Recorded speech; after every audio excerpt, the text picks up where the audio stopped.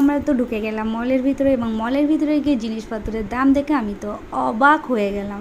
মানে এত কম রেন্ট সব ড্রেসগুলোর 99 থেকে স্টার্ট হয়েছে বাচ্চাদের ড্রেসগুলো, এবং এখানে ছোট বড় সবার ড্রেসগুলো সত্যি খুবই সুন্দর ছিল। এখানকার কালেকশনগুলো সত্যি ভালো ছিল। আর যারা যারা যেতে চাইছো অবশ্যই তোমরা যেতেই পারো। আর ছোটো পাপা দেখো এদিকে হাত ছেড়ে দিয়েছে পাপা, তো স্টার্ট হয়ে গেছে দুষ্টুমি, দৌড়োদৌড়ি, একে ধাক্কা দিচ্ছে ওকে ধাক্কা দিচ্ছে, কাউকে হাত ধরতে দিচ্ছেই না, ঠিক আছে। তো এইভাবে ও দুষ্টুমি করতে থাকলো, এবং আমি তখন শপিংটা ছেড়ে নিলাম এবং জিনিসপত্র কেনাকাটা করলাম। আর এইদিকে দেখো বড়দের ড্রেসগুলো ছিল অসাধারণ। তারপরে পাপা একটা বন্দুক নিল এবং বন্দুক নিয়ে সবাইকে ঢিসকাও করতে থাকলো। তো মানে সবাইকে বলছে ঢিসকাও এবং সবাই মরে যাও, ঠিক আছে, এইটা চলতে থাকলো দুষ্টুমি।